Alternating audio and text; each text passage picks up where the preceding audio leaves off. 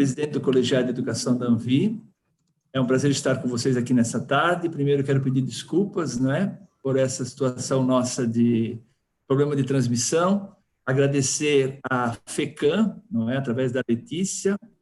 Na verdade, agradecer a Michele, que é aqui da Anvi, que conversou com a Letícia e conseguiu essa transmissão para nós através da FECAM, e tinha que ser através do YouTube, devido ao grande número de pessoas. Nós somos mais de 300 pessoas acompanhando esta live, que a gente pode chamar assim. E essa iniciativa do Colegiado de Educação da Anvi é ajudar todos os professores aqui dos municípios vizinhos que estão nessa situação inusitada, nova, de atividades não presenciais, devido à situação que a gente está vivendo no mundo inteiro. Nós temos o grande prazer de estar conosco aqui a professora Neuzi. Ela vai falar sobre a prática pedagógica do ensino não presencial.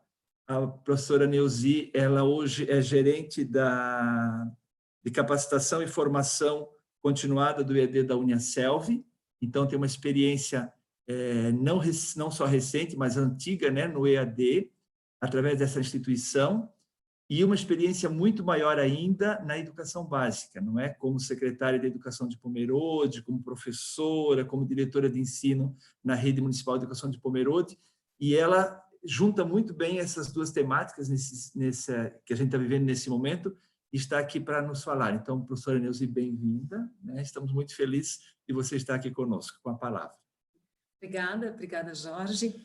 Muito obrigada, então, à Anvi, ao Colegiado de Educação da Anvi, na pessoa do presidente, que é o Jorge, e eu trago, muito obrigada a todos vocês que estão aí nos acompanhando. Eu trago também um grande abraço do nosso reitor da Uniaselv, o professor Hermínio Klock, que prontamente também atendeu ao convite da Anvi, para que eu estivesse aqui conversando com vocês, então, agora no decorrer dessa próxima hora. Então, pela organização que o Jorge me passou, eu vou conversar com vocês cerca de 50 minutos a 1 hora, e depois nós abrimos para as perguntas, mas durante a minha fala, vocês podem estar colocando as perguntas no chat, que tem uma pessoa que vai acompanhar, e já vai selecionar as perguntas, para que a gente possa discutir sobre as perguntas, então, no final da fala. E fique bem à vontade, para colocar as dúvidas que vocês tiverem, porque, na verdade, essas dúvidas a gente vai trocar juntos, Estamos todos aprendendo nesse momento, que é um momento único e diferenciado de tudo que a gente já viveu durante toda a nossa vida, É o momento que o mundo inteiro está tendo que se reinventar em todas as áreas, e principalmente também na área da educação. Então, a gente vai conversando e trocando ideias, Ainda esses dias eu escutei uma fala de uma professora universitária, que também é conselheira do Conselho Nacional de Educação, e ela dizia, uma coisa que a gente já sabe, mas que é bom ouvir sempre de novo, quando ela dizia assim, de que a gente não pode ficar sem fazer nada, a gente pode até errar, mas a gente não pode cruzar os braços e ficar sem fazer nada, Eu costumo sempre dizer para as pessoas que trabalham comigo, e que eu trabalho com elas também, quando a gente tem algum problema, eu sempre digo que a gente tem duas opções, ou cruzar o braço e sentar e chorar, ou ir atrás de encontrar alguma possibilidade e ter a oportunidade de aprender. Eu acho que, tirando toda essa situação triste, da pandemia, de tantas pessoas doentes e tudo, a gente pode tirar muitas lições disso tudo e ver o quanto que nós temos ainda que aprender, e o quanto que nós somos capazes de aprender. E eu acho que no final disso tudo vai ficar essa lição, do quanto que nós aprendemos de educação, mas o quanto nós aprendemos da humanidade mesmo, Então, vamos lá? Vamos conversar, então, um pouco sobre a prática pedagógica no ensino não presencial. Vamos lá?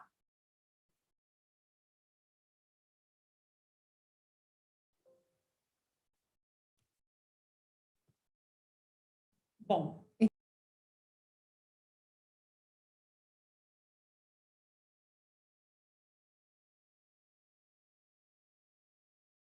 no ensino não presencial, porque, afinal de contas, todos nós somos professores do ensino presencial, e, de repente, a gente tem que aprender também a fazer, a adequar a nossa prática pedagógica, então, ao ensino não presencial, E eu lembro, há 14 anos, quando eu iniciei na educação à distância, na época eu era também professora do presencial, professora da educação básica, eu tive o privilégio durante toda a minha vida profissional de trabalhar na sala de aula com educação infantil, Fundamental 1, Fundamental 2, ensino médio, com graduação, com pós-graduação, e também trabalhar, então, durante muitos anos na gestão. Tá?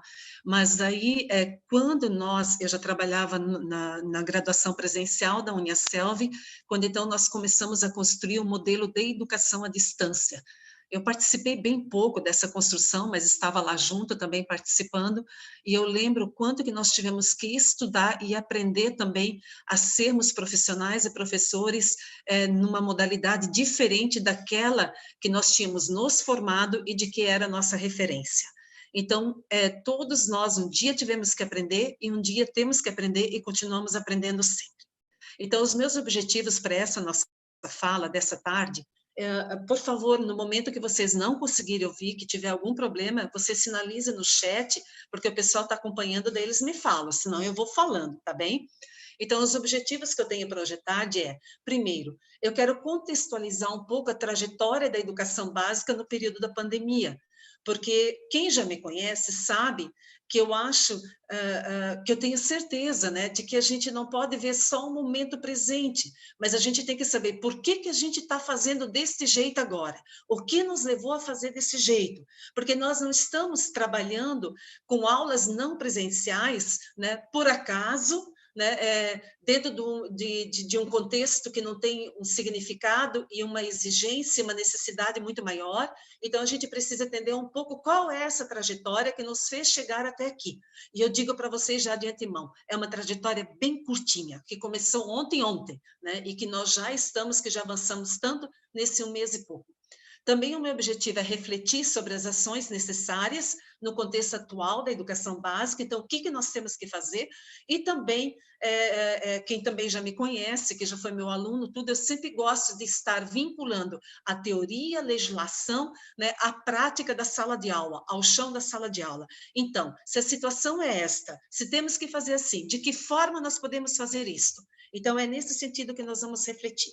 Bom, eu não poderia deixar de iniciar, né, aqui dando os parabéns para todos vocês, para todos nós que somos profissionais da educação, porque hoje, por coincidência, dia 28 de abril, então é o Dia Internacional, né, da Educação, e nós sabemos, vocês também sabem, só para a gente relembrar, né, que a data de 28 de abril ficou internacionalmente tão conhecida como o Dia Mundial da Educação, porque neste dia, no ano de 2000, foi realizado no Senegal o Fórum Mundial da Educação de Dakar.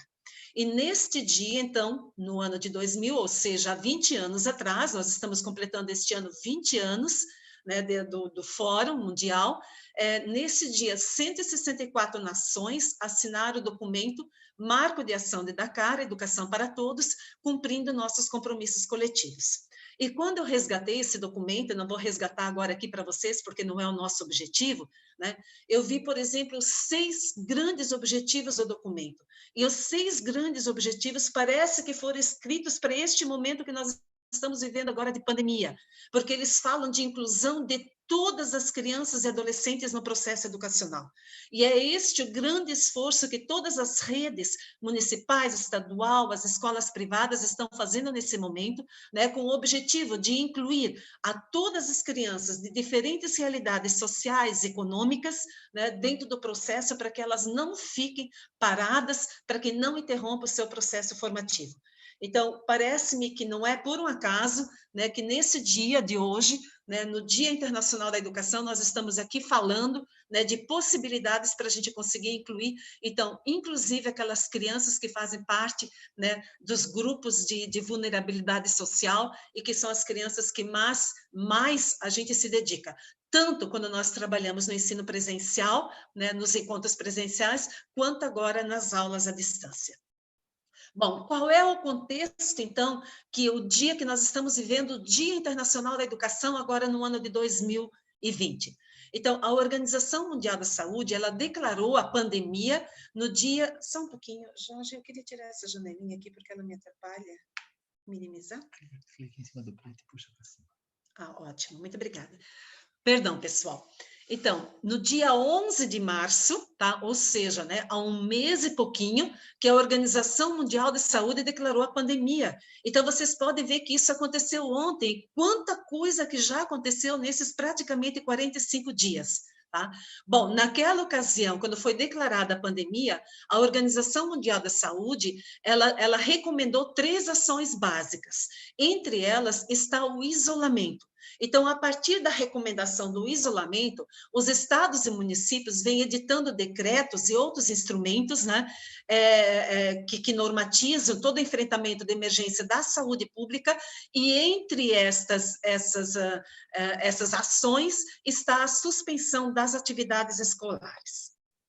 Bom, então, isso aconteceu no dia 11 de abril. No dia 11 de março, perdão. No dia 17 de março, né, apenas alguns dias depois, vocês podem acompanhar ali no calendário, então o Ministério da Educação, por meio da portaria 343, já manifestou de que as aulas na educação superior, mesmo na modalidade presencial, seriam dadas à distância. Tá?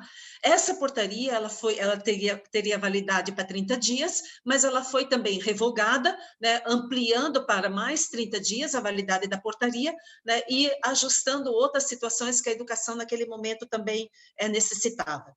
Bom, a partir disso, então, o Conselho Nacional de Educação veio a público, né, para colocar algumas situações também em relação à educação básica. O que poderia ser feito, então, com os alunos da educação infantil, do Fundamental 1, Fundamental 2 e do ensino médio. E o Conselho Nacional de Educação, então, ele considerou a necessidade de reorganizar as atividades acadêmicas para que esses alunos também não permanecessem durante muito tempo sem nenhuma atividade escolar. Isto, então, aconteceu, né, no dia 18 de março, ou seja, um dia depois do Ministério da Educação baixar o decreto, dizendo que no ensino superior todas as atividades seriam à distância. Em decorrência do posicionamento do Conselho Nacional de Educação, no dia 18 de março, então os conselhos estaduais e conselhos municipais de educação também emitiram resoluções e pareceres orientativos, né, regulamentando a situação no âmbito do seu sistema, do sistema de competência, ou seja, os conselhos municipais no âmbito do sistema municipal e os conselhos estaduais no âmbito do sistema estadual. Tá?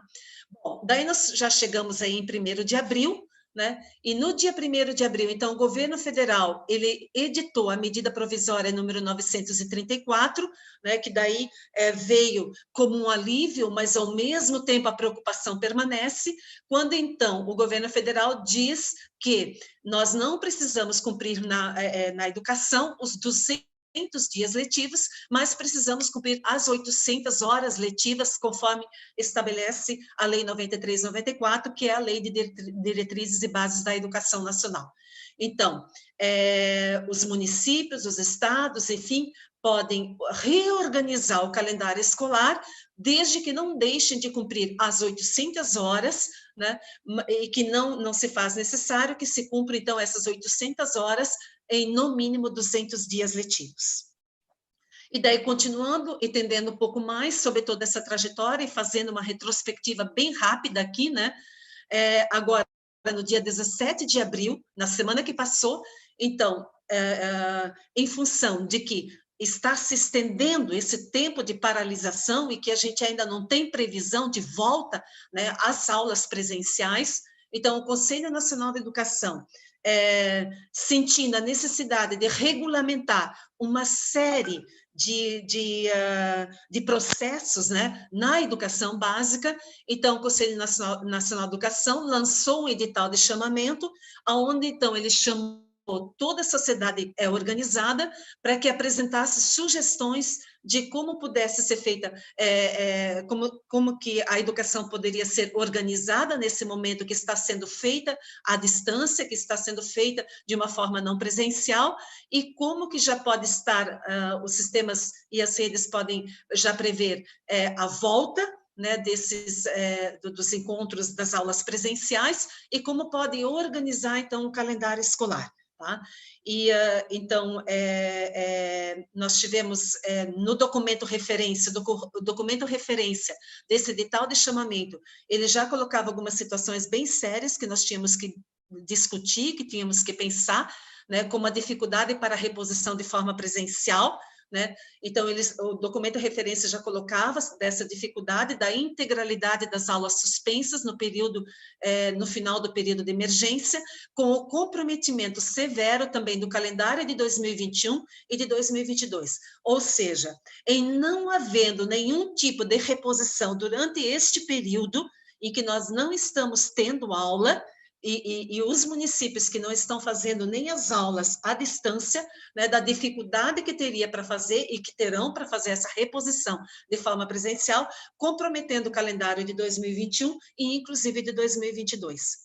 Também o documento referência chamou atenção para os retrocessos do processo educacional e de aprendizagem, né, tendo em vista o longo período sem atividade educacional regular, caso os municípios, caso o Estado não tivesse organizado, né, uma atividade regular, mesmo que fosse não presencial.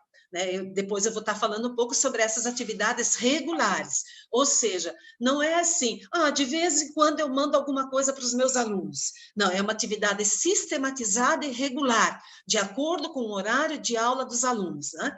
E também o documento chama atenção para os danos sociais, enfim, principalmente para as famílias de baixa renda, no que diz respeito à reposição da merenda, que nós temos acompanhado ali também, que muitas redes já estão, inclusive, fazendo essa distribuição para as famílias carentes.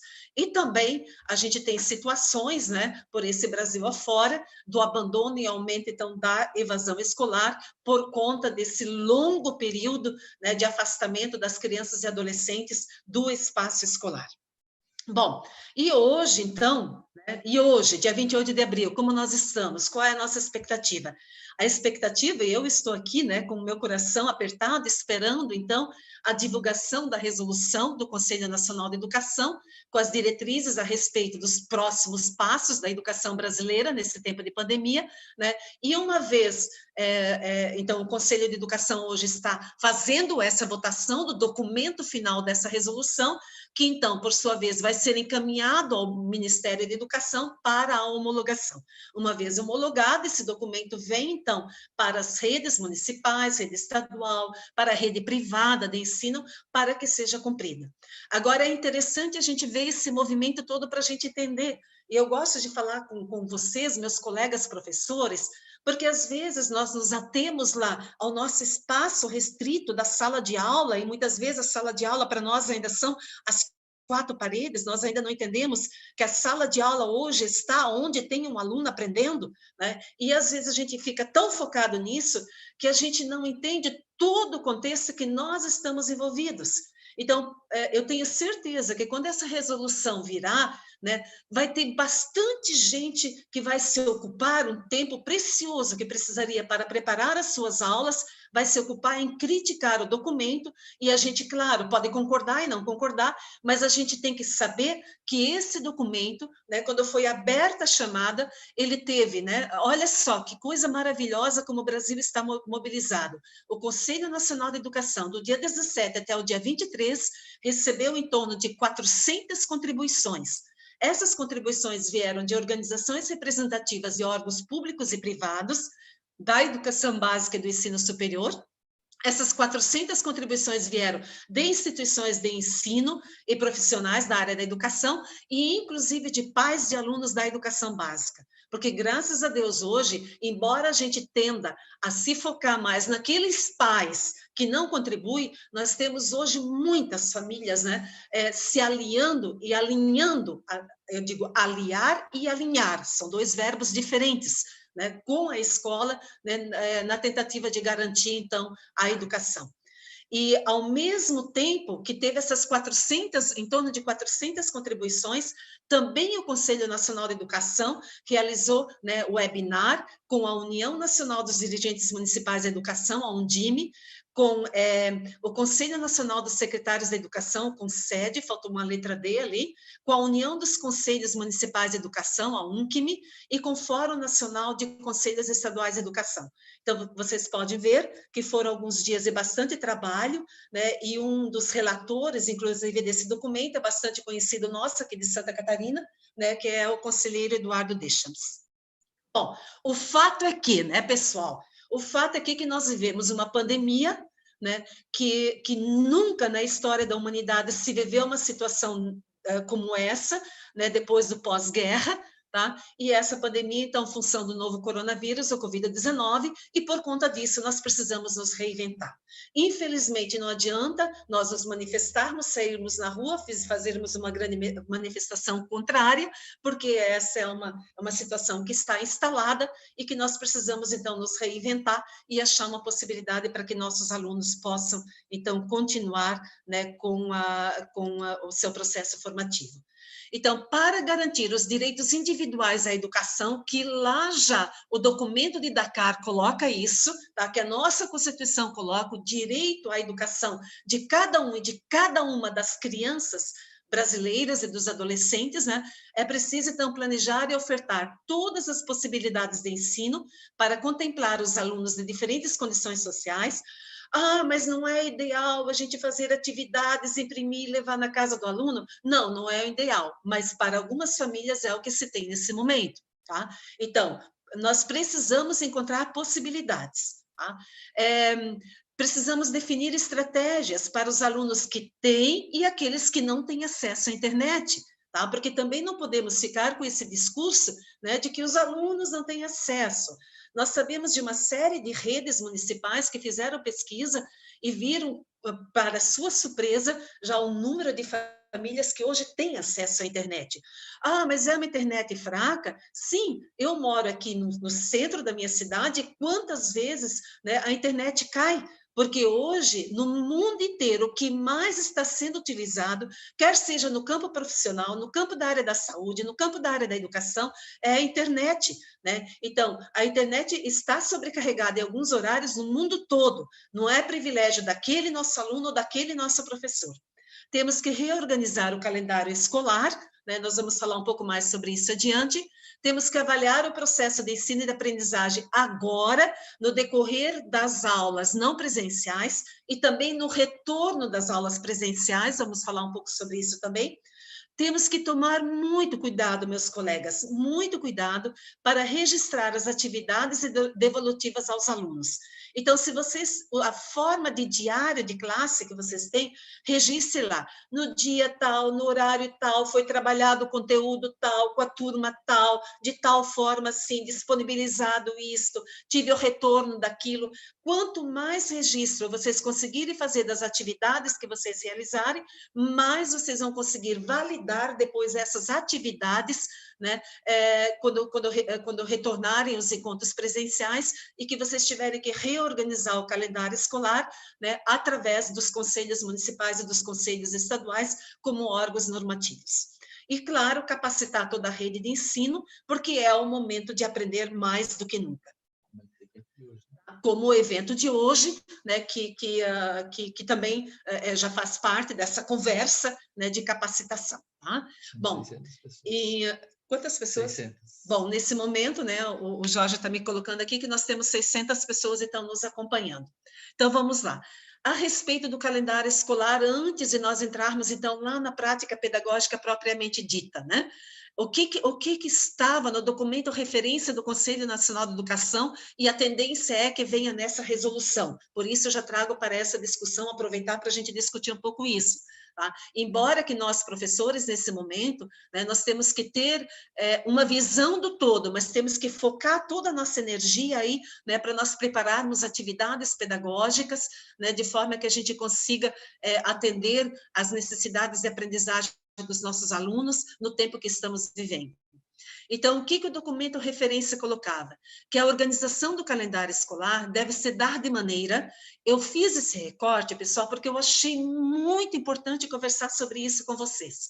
Então, a organização do calendário escolar deve se dar de maneira a serem alcançados os objetivos de aprendizagem propostos no currículo escolar de cada uma das séries ou dos anos ofertados pelas instituições de ensino. Então, vocês têm que retomar o projeto político-pedagógico de vocês, né? Ou o projeto político, ou o projeto pedagógico da rede municipal. A gente sabe que em municípios pequenos é a rede que tem uma proposta curricular, retomar e organizar o calendário escolar de forma que sejam alcançados os objetivos que estão propostos, né, na proposta curricular do município, da rede ou da escola. Tá? Por que eu chamo a atenção de vocês para isso? Porque a reposição não é uma reposição só de carga horária, tá? Né? Eu falo isso para vocês que são meus colegas professores.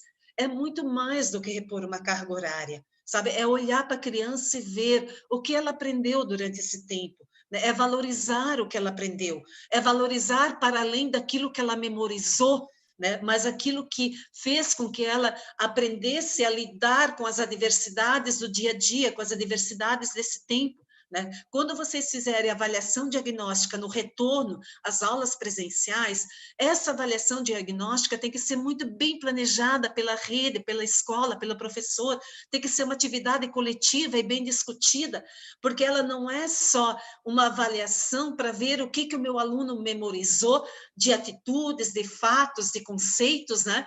Mas aquilo que de fato ele aprendeu, como ele voltou, né, diferente, com uma visão diferente da escola, dos colegas, da turma, do mundo, né, dos ambientes virtuais. Eu acho que esse é um diagnóstico bastante interessante, porque eu acho que vocês, assim como eu, nós cansamos de ouvir nos espaços escolares dizendo que alunos, né, vivem hoje no WhatsApp, vivem hoje na internet, vivem no Face, nas redes sociais, e agora é o momento de nós ensinarmos para os alunos de que forma eles podem usar, né, esses ambientes virtuais para a sua aprendizagem. Acho que nunca nós tivemos uma oportunidade tão grande, e daí eu acho que depois disso nós vamos aprender que nós não precisamos mais proibir o uso do celular, o uso da internet dentro da sala de aula, mas nós podemos orientar, os nossos alunos vão voltar dessa fase sabendo aonde eles podem procurar o conteúdo que vai ajudar eles a resolver aquela situação, problema, né, daquele conteúdo. Veja só que aprendizado maravilhoso, que momento maravilhoso nós temos para isso. E a provocação para a organização do calendário escolar, então, eu sempre dizia para os professores, se tem algum professor aí acompanhando, que trabalhou comigo durante 24 anos, que eu trabalhei na Secretaria de Educação, né? Quando a gente faz recuperação, né, de um conteúdo, a gente não faz a recuperação para recuperar a nota é uma consequência, a gente faz a recuperação da aprendizagem, para que o aluno aprenda melhor aquele conteúdo que ele não aprendeu antes, né? E daí eu posso ficar uma hora aqui falando para vocês só sobre isso, trazendo, por exemplo, o Cipriano Lucchesi, né, trazendo o Vasco Moreto, trazendo o Celso Vasconcelos, a gente pode trazer aqui uma série de teóricos que vão falar sobre isso para vocês, né? Então, fiquem focados nisso. O calendário escolar, a recuperação das horas, das 800 horas, é apenas uma consequência, mas nós, como profissionais da educação, né, o nosso olhar tem que estar voltado para as questões da aprendizagem. Outra questão em relação ao calendário escolar, então, diz, o documento norteador, né, do Conselho Nacional falava que a gestão do calendário e a forma de organização, e eu não vou ler isso tudo, porque eu já falei para vocês sobre isso, que é de responsabilidade dos sistemas. Então, cada município, né, a partir do seu Conselho Municipal de Educação, vai ter a oportunidade de fazer essa regulamentação, né, de organização do calendário escolar.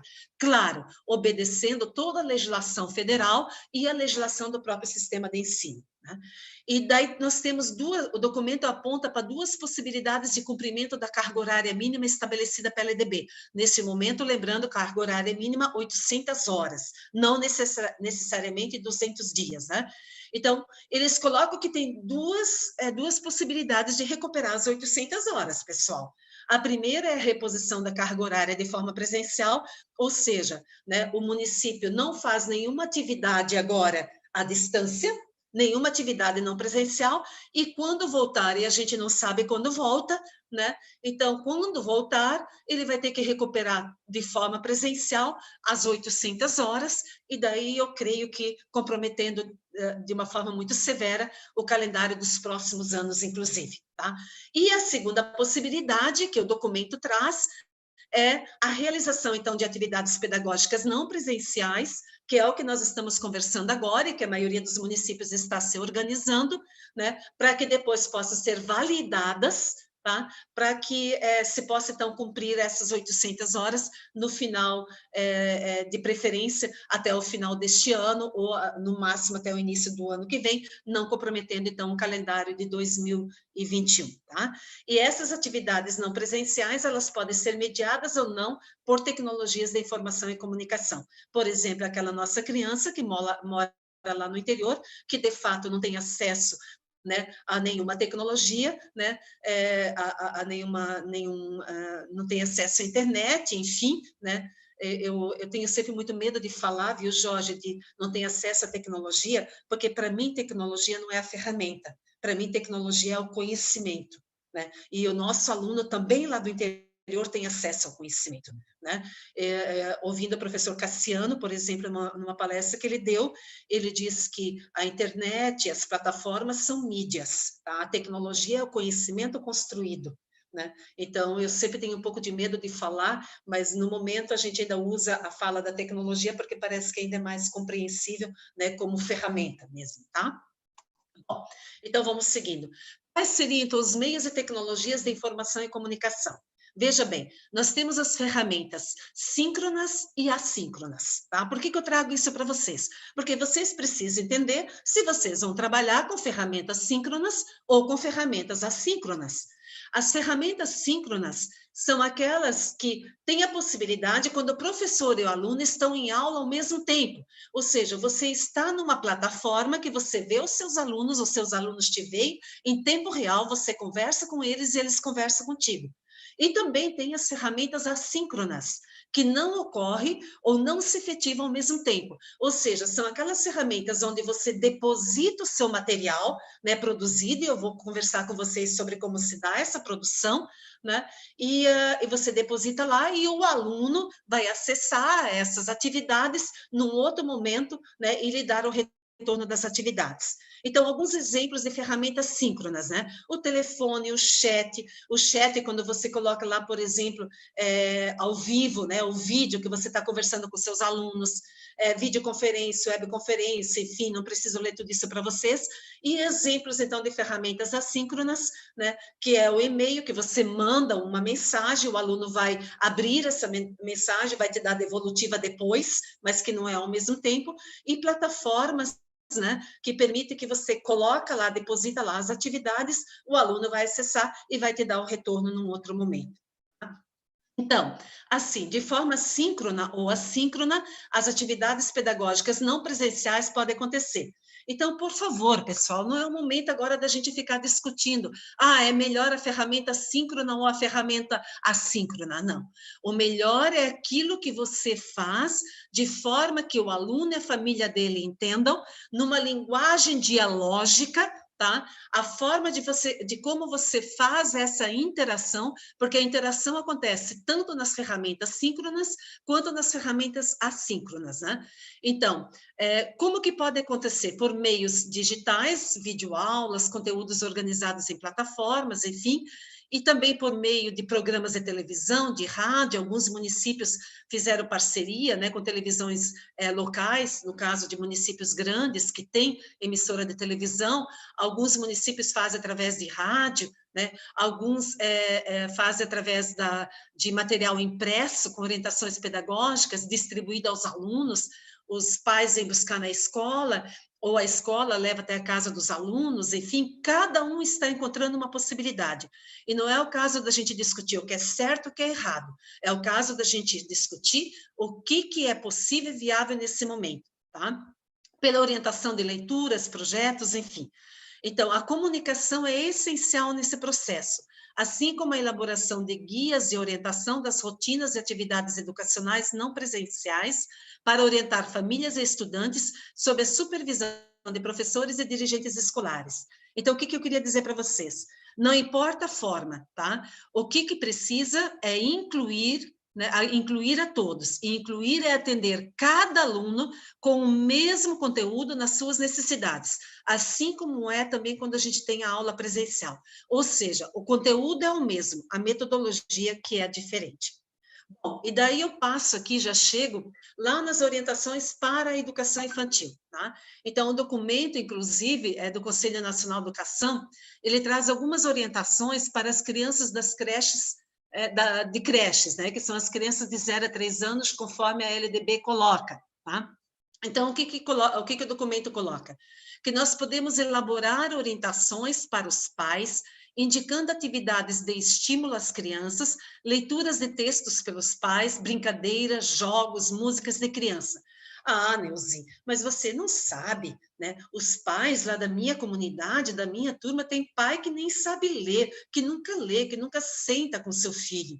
Então, é este momento que nós, então, temos que oferecer aos pais ou responsáveis algum tipo de orientação concreta, com modelos de leitura em voz alta, em vídeo, ou seja, quando nós fizemos uma trilha para os pais, dizendo assim, né? Vamos supor, uma trilha que você vai depositar lá numa ferramenta assíncrona, né? Uma plataforma que você não está ao vivo com os pais, né? Ou mesmo que você esteja ao vivo, você pode fazer esse tipo de orientação. A diferença é que ao vivo você pode fazer a orientação falando, através da linguagem verbal, e quando não é ao vivo, você faz essa orientação através da linguagem escrita, mas a orientação é a mesma. Então, vamos supor, uma trilha que você vai colocar lá, orientando os pais. Olá, olá, pais, tudo bem? Geralmente a gente cumprimenta dizendo olá, porque a gente não sabe se eles vão ler de manhã, à tarde ou à noite, né?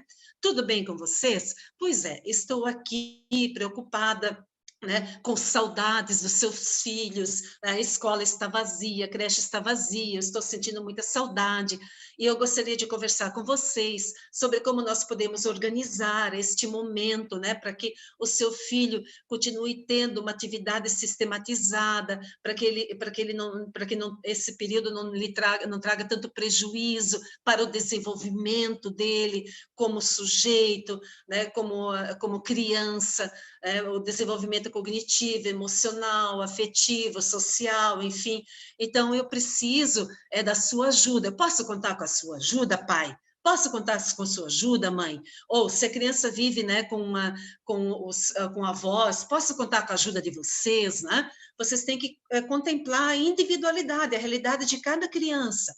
Então, eu gostaria que vocês lessem a história que eu vou mandar em seguida, o texto que eu vou mandar em seguida, mas eu vou dar algumas dicas para vocês de como vocês podem contar essa história, ler essa história para os seus filhos. Então, primeiro, sente com seu filho num ambiente bem calmo, que não tenha muito barulho.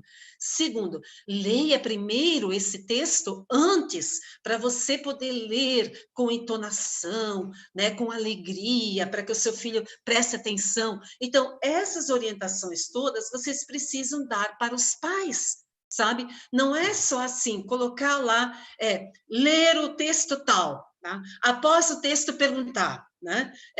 Do que trata a história? Depois de perguntar, mande seu filho fazer um desenho sobre esse texto. Não é desse jeito que a gente manda as atividades, né? Então, eu acho que a grande orientação que eu posso deixar para vocês aqui, eu poderia falar em 5 minutos, é que a gente tem que utilizar uma linguagem dialógica.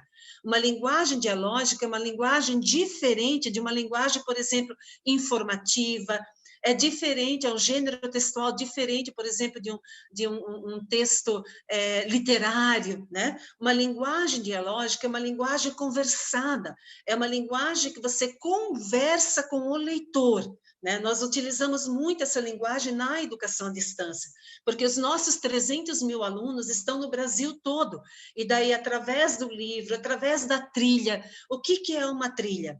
E eu orientei até o pessoal aqui de Pomerode, que eu tive uma conversa específica essa semana, né, para eles organizarem trilhas, que nós chamamos de trilha de aprendizagem.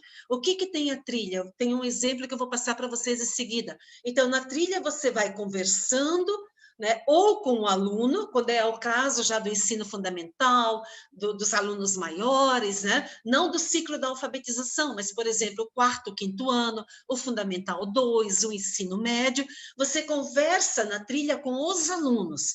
Quando é a educação infantil e quando é o ciclo da alfabetização, né, o primeiro, o segundo, o terceiro ano, essa trilha vai conversar com os pais, orientando os pais de como eles podem fazer. E quanto mais, e essa orientação, pessoal, desculpe, eu vou me estender um pouco nisso, porque é muito importante. Essa orientação tem que vir de você, professor, que é o profissional da educação. Não é o pai que é o profissional da educação, tá? Você que vai dizer para o pai, porque você tem uma intencionalidade pedagógica, você tem o conhecimento teórico do que é uma atividade que faz o aluno pensar, e porque ele pensa, ele vai aprender, né? A obrigação de saber isso é sua. Então, você vai determinar como os pais vão trabalhar. Você não pode transferir para os pais esta responsabilidade. É como quando vocês mandam deveres de casa que vocês querem a ajuda dos pais. Vocês têm que escrever para os pais como eles podem ajudar os filhos, não como eles podem fazer a atividade pelos filhos. Porque muito mais importante do que fazer a atividade é aprender. Compreenderam isto? Tá? Então, as aulas à distância. Pessoal, presta bastante atenção aqui, tá? As aulas à distância não têm o objetivo de ficar passando atividade para eu cumprir a carga horária do calendário escolar. Tá? As aulas à distância são muito mais do que isso, assim como as aulas presencial. A gente não cumpre uma carga horária. Tá? O nosso objetivo é com que nossas crianças aprendam, né? Aprendam através daquilo que nós planejamos. Tá? Bom, seguindo então, as atividades das crianças de 4 e 5 anos, então, da mesma forma, a trilha que a gente vai fazer de orientação, esse texto que não pode passar a uma lauda, uma página, né? Esse texto, então, ele tem que ser orientativo, dentro do texto tem que indicar quais as atividades que a criança precisa fazer, de que forma precisa fazer, tá? Quando está numa plataforma, vocês podem colocar assim, ó, clique aqui quando vocês querem que eles assistam um vídeo, porque daí esse vídeo, esse link vai puxar um vídeo que está na internet que os pais podem passar para os seus filhos, né? E eu queria dizer para vocês da educação infantil que eu coloquei aqui do lado, por exemplo, ali, ó, 46 sites que oferecem atividades para a educação infantil, né? E agora é nisso que eu gostaria de conversar com vocês até 10 da noite só sobre isso, né? Veja, 46 sites. Eu pergunto para você, professora de educação infantil, qual o site que você vai recomendar para os pais? Você vai dizer para os pais, pai, escolha um site que você quiser? Ou você vai dizer para os pais, pai, eu escolhi este site porque eu tenho este e este objetivo, porque nesse site eu estou trabalhando estes valores, porque neste site a criança vai ter a oportunidade de refletir sobre isto e aquilo. Tá? Então, é responsabilidade do professor escolher qual é o vídeo, qual é o site, qual é a brincadeira, tá? Porque é você, somos nós profissionais que temos que ter essa intencionalidade pedagógica. Não se esqueça, a internet está cheia de propostas, mas não propostas para os pais, são propostas para vocês, profissionais da educação, para vocês escolherem de acordo com o objetivo de aprendizagem de vocês, com o campo de experiência, no caso da educação infantil, e indicar para os pais qual o site que eles podem atender. Eu coloquei aqui para vocês também ali embaixo, né, um endereço, né, de uma trilha de aprendizagem, então, da própria Uniaselv. Nós desenvolvemos toda uma página só para a educação infantil, né, então que vocês também podem ter acesso aí a uma série de atividades. Para o ensino fundamental 1, então, algumas possibilidades que a gente pode ter, né? Sempre, em primeiro lugar, é elaborar guias de orientação aos pais e aos estudantes sobre a organização das rotinas diárias, né? Então, as atividades devem ser mais estruturadas, agora no ensino fundamental, para que se atinja a aquisição das habilidades básicas do ciclo de alfabetização. Tem que orientar as famílias com roteiros práticos e estruturados, para que eles possam acompanhar a resolução das atividades das crianças. As atividades propostas não devem pressupor que os mediadores familiares substituam a atividade profissional do professor. Tá? Deve delimitar o papel dos adultos que convivem com as crianças em casa e orientar como eles podem acompanhar essa rotina diária. Tá? E acompanhar e também orientar principalmente É muito importante que eu coloquei ali embaixo, que as atividades devem ser, então, realizadas de forma regular, tá? Ou seja, se você combina com seus alunos que todos os dias na plataforma vai ter uma atividade, todos os dias essa atividade tem que estar lá, tá? Se na sua rede a definição é que você vai mandar atividades semanalmente, então você tem que planejar o que o aluno vai fazer durante aquela semana e postar naquela semana, e você vai dar a devolutiva das atividades postadas, porque a gente tem que dar o feedback daquilo que os alunos estão fazendo, né, para que ele possa, então, continuar fazendo as outras atividades, tá? Então, principalmente, nesse slide aqui, eu quero focar a questão das trilhas de aprendizagem, que eu vou aprofundar um pouco mais. A mesma coisa em relação, então, ao Fundamental 2, quando coloca ali de todas as atividades, vocês não se preocupem, né? Esse material acho que vai ficar disponível também para vocês, né? Então, quero focar principalmente nas trilhas de aprendizagem nos projetos.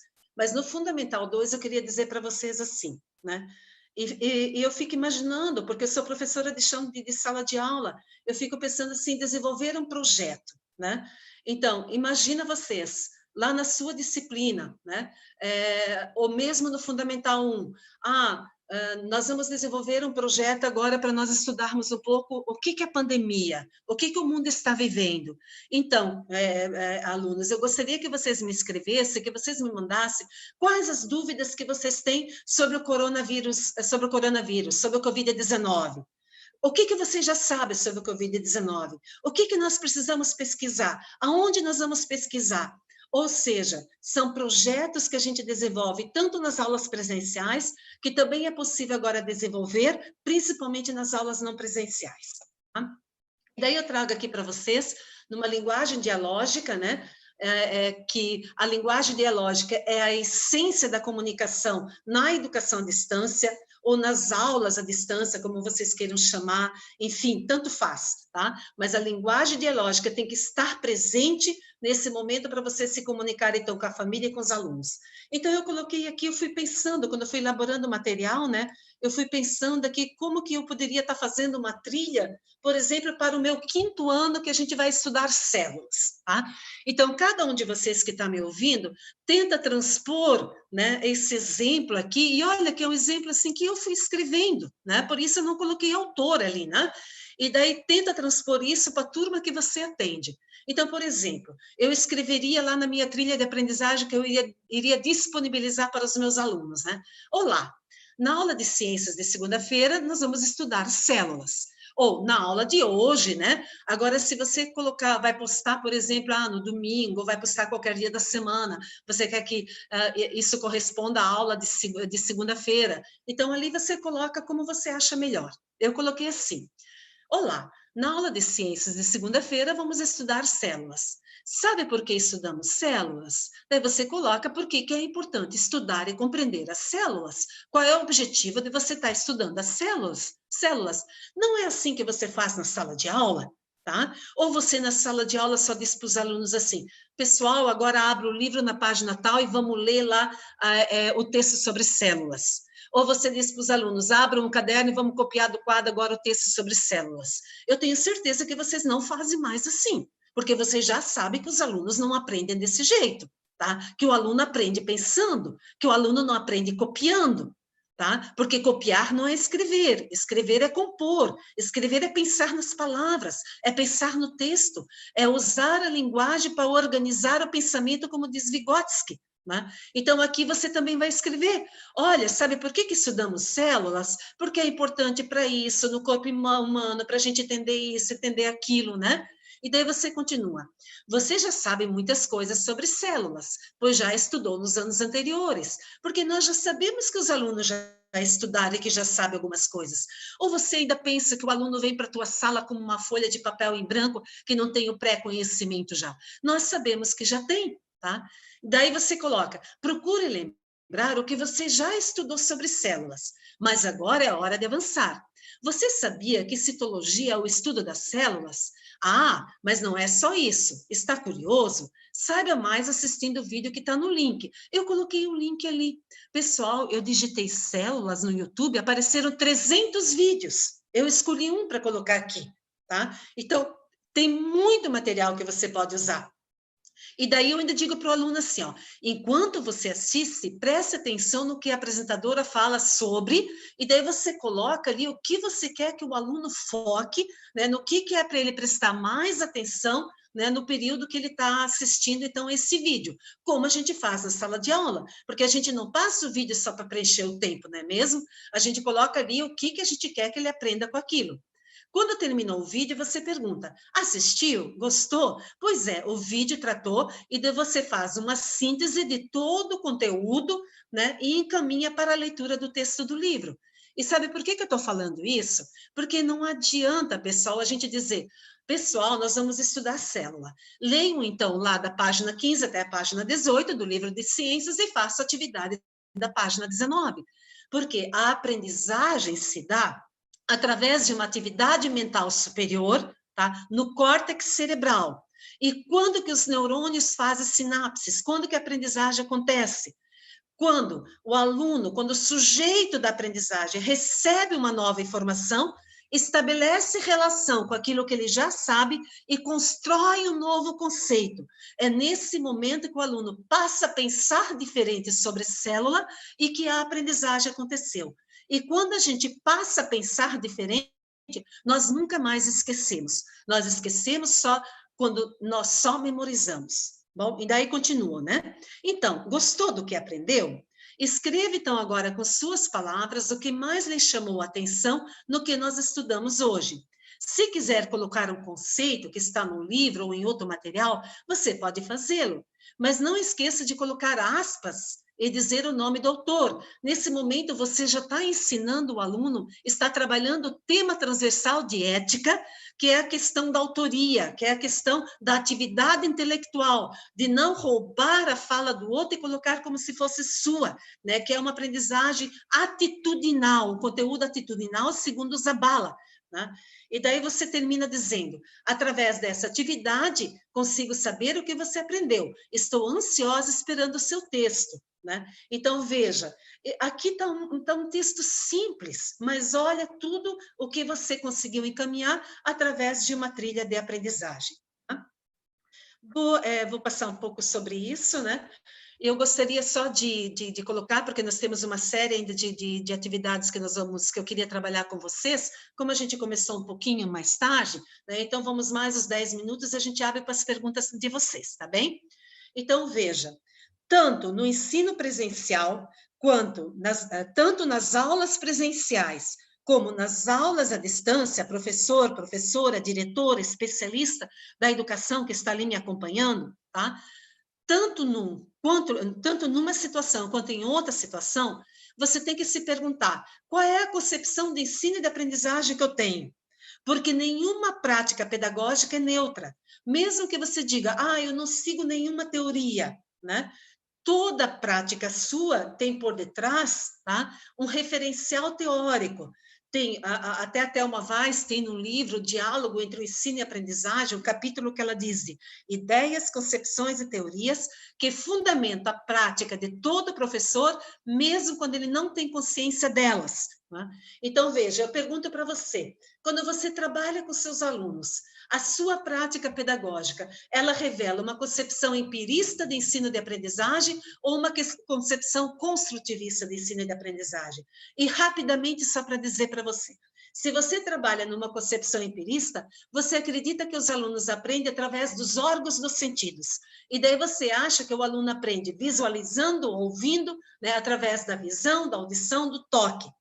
Se você trabalha numa concepção construtivista, e aqui não tem a ver com a perspectiva construtivista do Piaget, Piaget é apenas uma das teorias que faz parte desse grande grupo de teorias construtivistas, né? Segundo a Thelma Weiss ou Arthur Gomes de Moraes. Tá?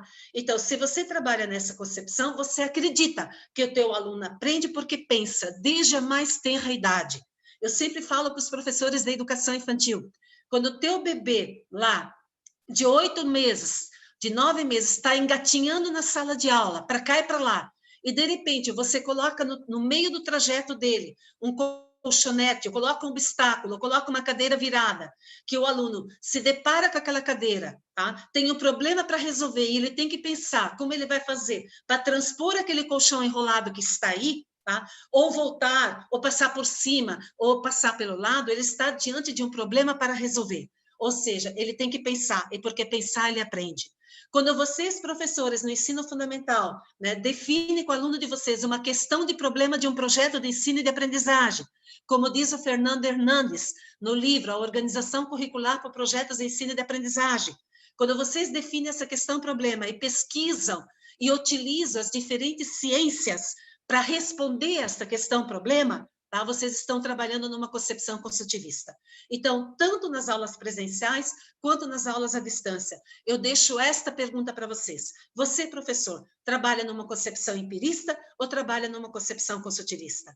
E daí ainda eu trago para vocês aqui o aprofundamento dos conteúdos.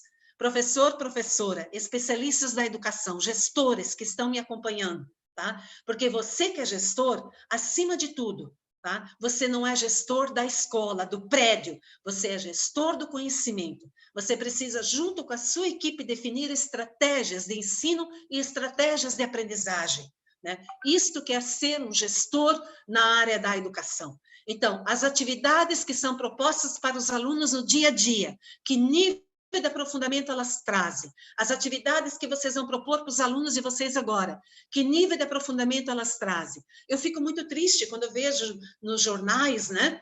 E claro, jornalistas, ou enfim, outras pessoas que mostram lá, né? Os pais, quando eles gravam e mostram nas redes sociais, né? A gente acha bonitinho e acha legal e tem que aplaudir o pai, porque o pai está fazendo certo daquilo que ele entende que é certo.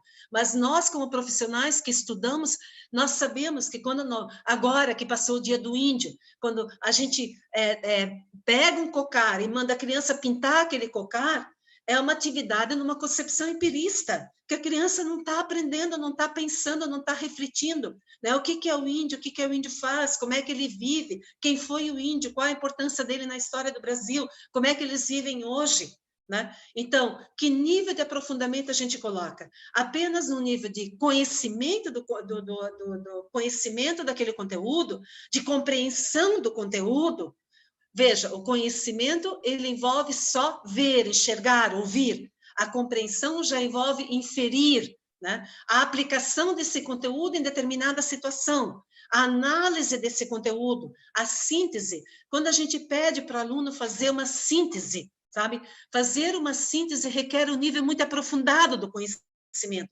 Eu só consigo fazer uma síntese daquilo que eu tenho conhecimento aprofundado, daquilo que eu conheço de fato. Né? Por exemplo, eu falar 1 hora sobre alguma coisa é muito mais fácil do que eu falar 10 minutos, porque em 10 minutos eu tenho que escolher aquilo que tem de essencial naquele conteúdo, né? E aprofundar aquilo. Tá? E o julgamento eu tenho conhecimento tão grande sobre aquele conteúdo que eu me posiciono diante do conteúdo. Tá? Eu julgo através dos meus argumentos, o argumento que me dá a ciência, que me dá o conteúdo teórico, para eu poder me posicionar. Tá?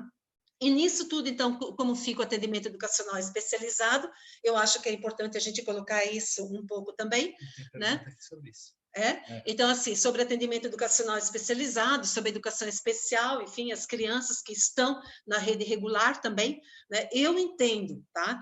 Eu entendo que, nesse momento, o professor do atendimento educacional especializado, ele tem que estar mais do que nunca alinhado com o professor do ensino regular, né, com o professor regente da turma, e eu não estou falando nenhuma novidade, né, pessoal? Porque também nas aulas presenciais, eu lembro que o que mais a gente sempre conversava é que o professor de AE tem que conversar com o professor de sala de aula para que ele possa estabelecer as estratégias, né, para trabalhar com um aluno especial, né, com um aluno com alguma síndrome, deficiência, hoje a gente fala pessoas com deficiência, enfim, né, o vocabulário que vocês queiram ali utilizar, porque eu acho que se muda tanto isso e a essência pouco a gente muda, né, mas então, essa conversa tem que estar bem alinhada, porque a partir dessa conversa, o professor do atendimento educacional especializado pode acompanhar já aquela criança que ele acompanha lá no atendimento educacional especializado, ele vai acompanhar através de vídeos no WhatsApp que ele pode mandar, através de vídeos que ele pode gravar e colocar na plataforma, ou quando a plataforma é síncrona, né? Quando ela permite a interação ao vivo, o professor da EE pode entrar também na sala de aula virtual para orientar a turma toda e orientar também aquela criança, né? Porque o que o professor de AE faz? Ele desenvolve na criança com maior dificuldade habilidades e competências para que ela possa aprender aquele conteúdo, né? Não é simplificar conteúdo, minimizar o conteúdo, né? Mas desenvolver, fazer o que a gente chama de flexibilização curricular, né? Que é desenvolver ferramentas para que o aluno possa aprender. Isso tanto na aula presencial, quanto agora também é na aula à distância, né? Então, da mesma forma que o professor regente, né, vai desenvolver uma trilha, também o professor do AE pode desenvolver essa trilha pensando agora naquele plano de desenvolvimento individual que cada aluno, cada professor de AE faz, o plano de desenvolvimento individual para cada uma das crianças que ele atende. Por isso ele tem um número de crianças pequeno, né, que ele atende. Tá? E em cima desse plano, então, também desenvolver essas trilhas, orientando os pais, né, para que ele possa desenvolver as atividades propostas pelo professor regular. Tá? Eu não vou agora trabalhar para vocês, e eu lamento, porque o Jorge até falou no início, né? Quem sabe entro depois nas perguntas, tá? Mas eu tenho aqui uma relação que nós também trabalhamos com os alunos do ensino superior, e eu diria para vocês, eu como professora da educação básica também, a minha primeira trilha, Jorge, seria sobre as boas práticas que os alunos devem observar, né, para que eles possam ter aula em casa. Então, os combinados. Então, desde que roupa, aluno, você vai usar, que horário, como você vai organizar o seu local, tá? Como que é o ensino à distância, que você desliga agora seu celular, que agora você se concentra nisso, ou seja, os combinados que a gente vai fazer com os alunos. E daí eu diria ainda, você elabora a sua trilha, e você pergunta para os alunos, e além desses combinados, que outros combinados vocês acham que seria importante nós fazermos? Ou, vocês não concordam com algum combinado que eu coloquei? Vamos conversar sobre isso? A minha primeira trilha seria sobre isso. E também, né, nós, professores, precisamos também saber, eu estou trabalhando home office também, já mais de 30 dias, eu acordo todos os dias de manhã, no mesmo horário que eu sempre acordo, tomo banho, escovo os dentes, né, faço meu café, né, troco de roupa, sento aqui no local que eu organizei com o meu computador, que é o meu local de trabalho, né, preparei esse ambiente para esse momento, né, para a gente trabalhar, organizo a minha agenda, o pessoal aqui de casa sabe que nesse momento eu estou trabalhando, enfim, tá? Então, nós também precisamos nos organizar, porque é um momento muito sério que a gente está produzindo material para a gente poder interagir com os nossos alunos. Tá? Então, estamos vivendo um momento ímpar de aprendizagem, né? E eu diria para vocês que não existe nada mais prazeroso, embora seja um momento dolorido, mas não existe nada mais prazeroso do que a gente aprender. Né? E eu sempre falava até para alguns professores, né? Quando alguns professores dizem, professora, mas eu coloco todo dia no meu plano de aula um momento lá de vídeo, porque, assim, eu também tenho que fazer atividades prazerosas, né? Ou eu tenho que ter um momento lúdico, e daí um lúdico entendido como, deixar as crianças brincarem, porque tem que ser prazeroso. E eu tenho visto, nesses meus quase 40 anos, né, de trabalho na educação básica, eu tenho visto que a criança sente prazer quando ela aprende, tá? Eu tenho visto na sala de aula, tá? Porque eu cansei de entrar na sala de aula, os alunos, quando conseguem concluir uma atividade difícil, porém possível, porque se ela não é difícil, o aluno não pensa, mas ela tem que ser difícil e possível para o aluno, porque nós não vamos, principalmente nesse momento agora, criar problemas para o aluno e para a família. Nós sabemos que algumas famílias, nós temos que orientar, por exemplo, atividade de alfabetização. Mãe, quando terminar de ler essa história, peça para o seu aluno, para o seu filho, escrever essas 3 palavrinhas, mas deixe o seu filho escrever do jeitinho dele, Não faz mal que ele não escreva certo como você, pai, como você, mãe, escreve, porque o seu filho está aprendendo. Esse tipo de orientação nós temos que colocar, porque senão nós vamos colocar, às vezes, criar uma situação de violência doméstica, inclusive, porque os pais, no tempo deles, eles aprenderam, tem que ter essa letra que tem que ser decorado, né? Então, nós temos que orientar os pais como as crianças aprendem. Então, essa orientação tem que ser dada, tá? Então, a atividade tem que ser difícil, porém possível. E daí, quando a criança termina de fazer a atividade, ela vai dizer assim, yes, né, consegui. Então, isto é prazeroso, tá? Bom, então, o meu objetivo era contextualizar a trajetória da educação básica no período da pandemia, né, aquela parte inicial, era refletir sobre ações necessárias no contexto atual da educação básica e era apresentar possibilidades de atividades pedagógicas não presenciais, né? Eu consegui atingir o objetivo de uma forma muito rápida, né, de apresentar essas 3 propostas. Então, da minha parte, eu gostaria de ter mais tempo para você aprofundar muito mais alguns conceitos, né, mas eu gostaria agora, quem sabe, no momento das perguntas, poder aprofundar. Então, Jorge, com você. Muito obrigada. Muito obrigada, pessoal. Professora Neuzi, então, a nossa gratidão pela sua fala, pelo seu entusiasmo, não é? E dizer assim que é um desafio que está posto para nós, não é? E fazer educação nessas circunstâncias que a gente está, e você nos trouxe muitas dicas nesse sentido, né? E, professor Neuzi, uma coisa que o pessoal falou aqui, é assim, né? É que muitos são professores e professoras, mas são pais e mães também. E foi aparecendo aí nas falas essa situação particular que eles vivem também. Alguns falaram de filhos com deficiência, com diagnóstico, não é? E eles sentem dificuldade também, fizeram críticas, estão recebendo materiais, os estudantes estão recebendo materiais que são na linha muito empírica, não é? Que o aluno tem dificuldade de acompanhar, que não consegue se concentrar naquilo que é proposto, não é?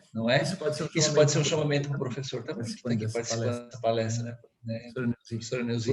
Porque se eu quero uma coisa para o meu filho, o que eu estou oferecendo para os meus alunos, né? Assim, Jorge, eu acho que eu lamento muito quando eu ainda ouço esse tipo de relato, quando hoje nós sabemos que os professores, 90% dos professores das redes são professores graduados, pós-graduados, e que ainda tem uma prática assim. Mas eu acho que o momento agora é um momento de diálogo, sabe? Então, de diálogo entre a família e a escola. Então, do mesmo jeito que o professor manda essa atividade para os pais, eu acho que é o momento dos pais se comunicarem de uma forma muito clara e muito uma forma que a gente diz urbana, de se comunicar assim, olha, professora, essa atividade nesse momento meu filho não conseguiu desenvolver. Então, a senhora pode propor atividade de um jeito diferente, de uma forma diferente? Então, eu acho que a educação, mais do que nunca nesse momento, tem que ser uma via de mão dupla, né, onde os pais possam dialogar mais do que nunca com a escola e a escola dialogar com a família. Então, eu penso que não é só nesse momento agora de aula não presencial, mas que também esse diálogo tem que acontecer também quando a gente trabalha de uma forma presencial, né? Mas é uma dificuldade que, de fato, a gente encontra que a gente vai ter que superar e aprender com isso também, né? Tem uma pergunta aqui de 2 professores fizeram. Uma coisa que eu tenho que fechar. Melhor fechar. A gente está aprendendo aqui também, tá, pessoal, com a tecnologia. Eu acho que vai desligar aqui o computador dela. Parece que está tendo um pouco de eco. Ver se a gente consegue corrigir isso aqui. Para sair. Isso. Fecha aqui. Ok. Isso, a gente continua só dessa tela aqui, tá? Então, assim, ó, o professor Irani e a professora Fabiana perguntaram sobre as 800 horas Ele perguntou assim, cumprir as 800 horas sem os 200 dias, qual é a diferença entre 200 dias ou 800 horas?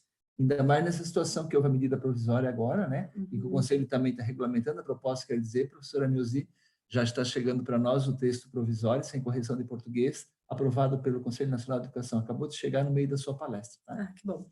Então, oi Irani, tudo bem? Saudade de vocês. Então, assim, ó, uma coisa é cumprir 800 horas em 200 dias letivos. 800 dividido por 200, então são 4 horas diárias. A gente sabe que muitas escolas e muitos sistemas já cumprem muito mais que 800 horas quando trabalham, por exemplo, no período integral, 6 horas diárias, 7 horas, 8 horas, né?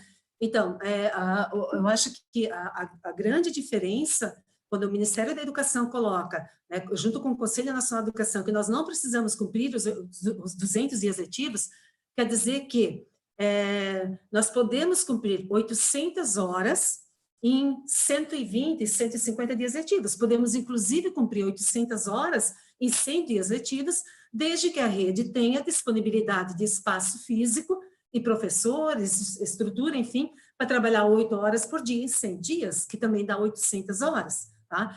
Como as redes não têm essa estrutura, né, tanto de pessoal quanto estrutura física, então, o que as redes estão fazendo? E até para não interromper o processo formativo dos alunos, estão optando em ter as aulas não presenciais, porque essas aulas depois elas vão ser validadas em horas, tá? Então, por exemplo, no ano todo vocês conseguiram cumprir 140 horas, vamos supor, 120 horas presenciais, tá? E as outras 80 horas vocês conseguiram cumprir agora através das atividades não presenciais. Então, essas 80 horas vão ser validadas junto com as 120 presenciais, né? Então, eu penso que veio facilitar bastante na reorganização do calendário escolar o fato de não precisar cumprir os 200 dias. Daí, né, professores, gestores, orientadores que estão acompanhando essa live, a importância do registro, não é? Para garantir que essas horas foram oferecidas, né? O professor Neuzi já falou, então só lembrar isso aqui. Eu gostaria só de acrescentar que esse registro, pelo menos nós também estamos fazendo assim, né? E os alunos vão adorar, né? Eles vão adorar mandar para vocês fotografias deles estudando, do ambientes deles em casa, o registro de vocês, fotografias de vocês também, postar isso, né? Do ambiente de vocês preparando a aula, né? Fotografia, por exemplo, da plataforma com a atividade de vocês postada, né? Além do registro no diário de classe, como vocês já sempre faziam. Vocês já sempre tiveram que trabalhados, o plano de aula, enfim, né? E agora, mais do que nunca, precisa fazer esse registro para depois vocês poderem, porque com certeza o Conselho Municipal de Educação, na resolução, no âmbito do sistema municipal, ele vai dizer, ó, para convalidar, né, precisa ter isto e isto. Vocês vão poder convalidar apenas isto, tá? Porque o Conselho Municipal também não pode, né, colocar na resolução situações que não podem ser comprovadas, porque o Ministério Público vai estar acompanhando, tá? A legislação federal tem que ser seguida, né? As diretrizes do Conselho Nacional de Educação, a LDB, né? Então, por isso que precisa fazer todo esse registro agora. A Karina, a professora Karina, pergunta se, no caso de devolutivas da família, como é que vai proceder quando a família não dá um feedback? Pois é. Então, eu não desistiria, né, Karina? Não desistiria de um jeito ou de outro, como eu falei no início. A gente tem que incluir todos, né? E tem que ter a certeza que o nosso material chega no aluno, tá? Porque, por exemplo, assim, né? Eu sei de algumas redes que os motoristas, por exemplo, da Secretaria de Educação, eles levam a atividade impressa na casa das crianças, onde, de uma forma comprovada, eles não têm acesso de forma nenhuma, nem com celular, WhatsApp, enfim, levam a atividade lá. Bom, então eu fico imaginando, se a rede define que semanalmente, toda segunda-feira essa atividade vai para a casa do aluno, né? Então, o combinado com essa família é o seguinte, na segunda-feira a pessoa leva, na outra segunda-feira ela busca a atividade desenvolvida e deixa a atividade daquela semana. Então, tem de uma forma ou de outra, tem a atividade devolvida pela família. Agora, o que é mais importante do que isso, Karina, que eu acho que a gente tem que pensar? É o que a gente vai fazer com essas atividades.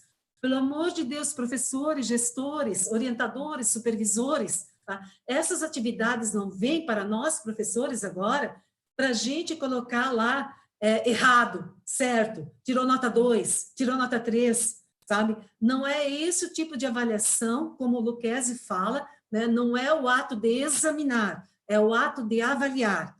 A diferença que o Lucchesi coloca em relação a isso. O ato de examinar é um processo pontual. Naquele momento, você examina o que o aluno fez, atribui uma nota, tá? E considera essa nota para colocar lá no sistema municipal de avaliação.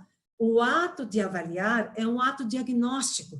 O Lucchesi até diz que é um ato de amor, porque a gente olha o que foi produzido e, a partir do que o aluno e a família conseguiram produzir, a gente planeja a semana seguinte, a gente planeja a atividade seguinte. Tá? Então, isto é avaliação diagnóstica.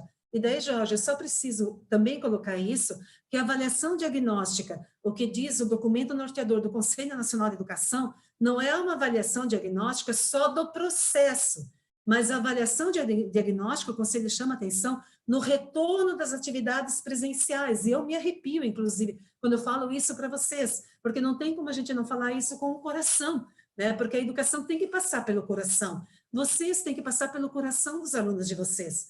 Tem um livro, depois me lembra de falar da avaliação, porque eu não posso dizer, né, não posso deixar de dizer isso, tá? Então, tem um livro de filosofia do final do século passado, que é o livro Tudo que é Sólido Desmancha no Ar.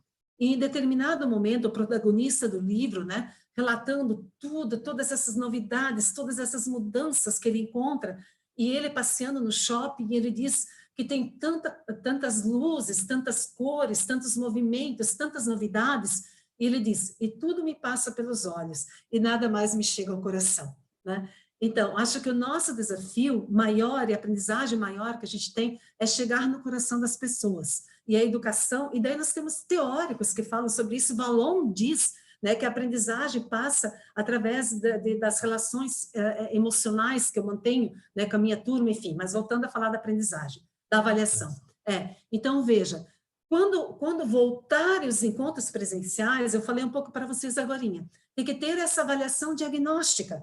Então, não uma avaliação diagnóstica para a gente dizer os alunos que vão reprovar e os alunos que vão aprovar, mas uma avaliação diagnóstica para a gente planejar, tá, quais são os objetivos de aprendizagem que nós precisamos aprofundar ainda no restante do calendário, na reorganização do calendário, para atingir os objetivos de aprendizagem deste ano letivo.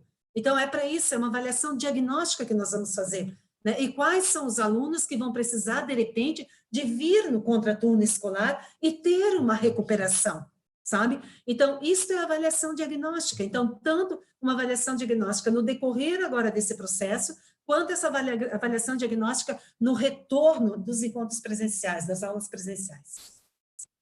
Muito bem, gente, nós estamos com 17h30, eu vou ler três questões que tem aqui, vou passar para a professora Neuzi e pedir para as considerações finais, né? Então, a Josiane perguntou, né, qual é o professor, melhor, a professora Ana Emília primeiro perguntou, fale mais um pouco do ensino presencial para crianças pequenas de 0 a 3 anos, né? Você falou bastante disso. Eu não sei se até essa Ana colocou antes da fala da professora Neuzi ou quer alguma coisa a mais. A Josiane e a Adriele perguntam sobre educação especial e o papel do professor de apoio nesse momento.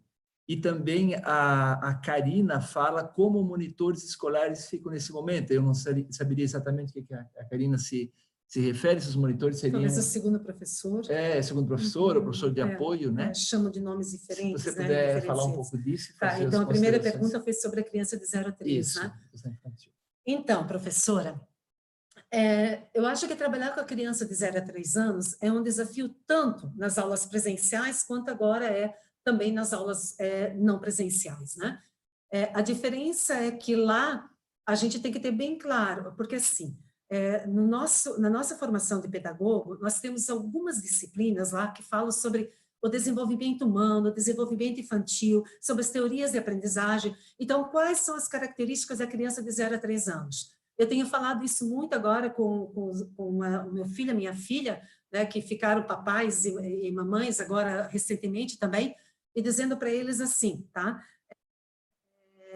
Esses dias a minha filha pegou um livro de história infantil, né, sentou à frente do bebê dela e leu o livro para a criança, né? Leu o livro para o bebê dela, e eu dizia para ela assim, poxa, que bacana isso que você está falando, e daí dei algumas orientações para ela de como ela pode fazer essa leitura para a criança, para o bebê, assim como a gente também faz na sala de aula. Uma coisa é contar a história, outra coisa é ler a história, porque quando a gente lê história, tá, a entonação da voz é diferente do que quando a gente conta uma história.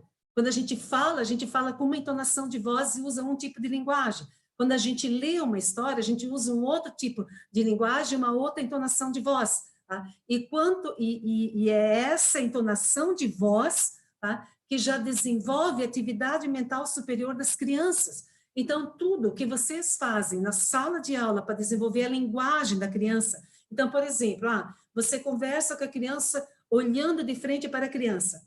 Então, o que você vai fazer agora? Você vai fazer uma trilha de aprendizagem, vai dizer assim, olá, papai, olá, mamãe, olá, vovô, olá, vovó, olá, babá, ou quem seja que esteja cuidando da criança. Olá, tudo bem? Né? Então, como vai, como vocês estão em casa? Eu estou com saudades, como eu já disse há pouco para vocês, né? Então, hoje nós vamos trabalhar como que nós podemos desenvolver a linguagem oral, né, com as crianças de 0 a 1 ano de idade, que é a faixa etária que seu filho está. Então, para desenvolver, para que ele amplie o seu vocabulário, nós vamos fazer esta atividade, mas veja bem, pai e mãe, essa atividade você tem que fazer deste jeito, né? Coloque a criança sentada na sua frente, ou pegue um livro de história durante um banho e leia, coloque um livro de história de plástico lá, ou pega a criança no colo, porque tem um vínculo afetivo.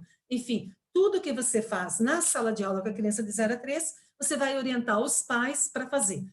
Então são os pais que vão fazer? Não, os pais vão fazer de acordo com a sua orientação, porque é na sua orientação que está a intencionalidade pedagógica. Os pais fazem para preencher o tempo, para dizer que estão fazendo uma atividade, né? Porque eles acham que aquilo é o melhor, mas você, professor, que é o profissional do ensino e da aprendizagem, você que vai dizer como eles podem fazer. É mais ou menos isso com a educação de 0 a 3 anos, assim como de 4 e 5, e também nas atividades de alfabetização. A outra pergunta era sobre os alunos especiais ainda e o papel do monitor. Então, falei um pouco sobre isso, né? Mais do que nunca, o trabalho tem que estar alinhado com o professor de sala de aula, tá? Então, enquanto que o professor regente da sala de aula, ele vai ter uma trilha de aprendizagem, lembra lá daquela trilha que eu dei de exemplo de células? Tá? Então, o professor da sala de aula, né? O professor regente, no caso, ele colocou lá o link do vídeo para se assistir, e depois ele pediu para ler a atividade do livro. Então, se você, professor especial, ou você, o monitor, ou enfim, dependendo da atividade que você tem, você conhece o seu aluno lá daquela sala de aula, que está sendo proposta essa atividade.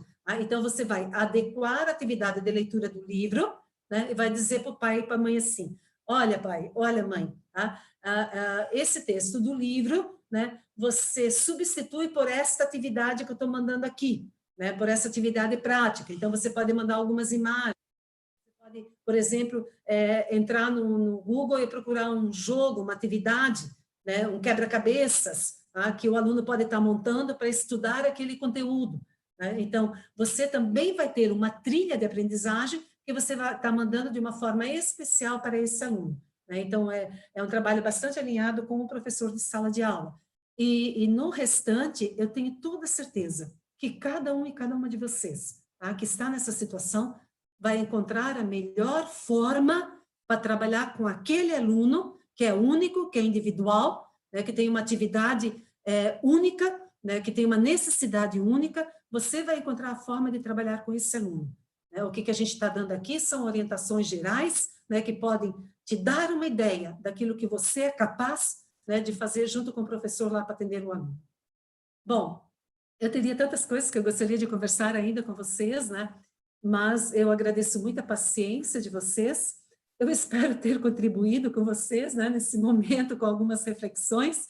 Né? A gente vai aprendendo aqui juntos também. Depois eu vou pedir também todo o chat que vocês mandaram aí, porque a partir disso eu também vou refletir, pensar outras possibilidades, né? Porque a gente está aprendendo sempre né? E eu digo para vocês, né, que quando eu começo a falar assim, não tem como fazer porque os professores não estão preparados, sabe, Jorge? Daí eu digo assim, a pessoa que fala isso não me representa, tá? Porque eu nunca estou preparada, mas eu sempre aprendo, tá? Eu sempre estou preparada para aprender, porque eu não deixo de aprender nunca, né? Eu tenho 40 anos, já estou aí aposentada, mas eu não vou parar de trabalhar, imagina, né? Porque eu quero aprender sempre.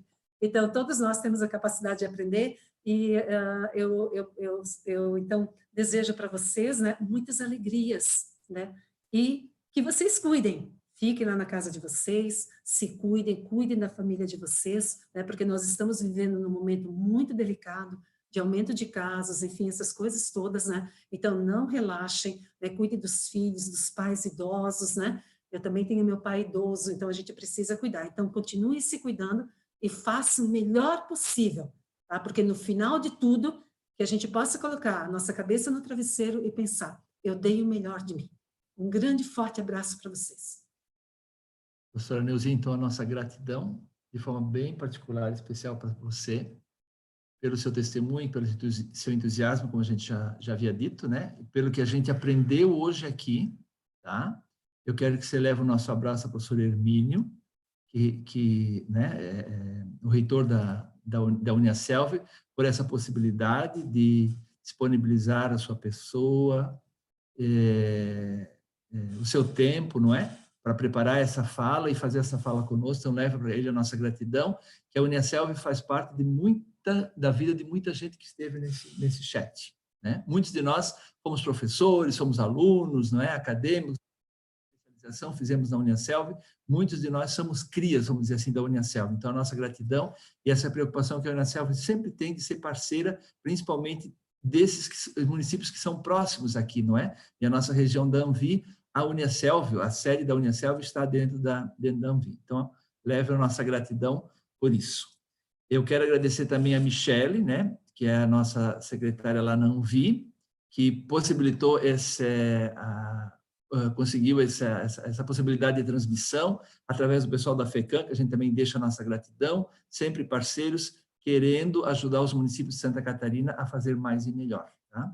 Agradeço cada um de vocês que participou desse chat, foi muito bom. Ele vai estar disponível, a Michele vai disponibilizar para os secretários de educação o link, tá? Se alguém não copiou o link ali, ela vai disponibilizar e vocês poderão assistir de novo, passar para outros colegas que não viram, que queiram assistir, e dizer que a intenção do Colegiado de Educação da Anvi é manter semanalmente um encontro para a gente continuar refletindo e nos fortalecendo até o dia que a gente voltar para a nossa sala de aula. Doravante que seja logo, tudo vai dar certo, depende daquilo que a gente fizer, né? Os nossos cuidados pessoais e ficar em casa, não é? É isso que a gente faz e é isso que a gente tem que dizer para nossas crianças também. Um grande abraço para vocês e até o nosso próximo encontro, então.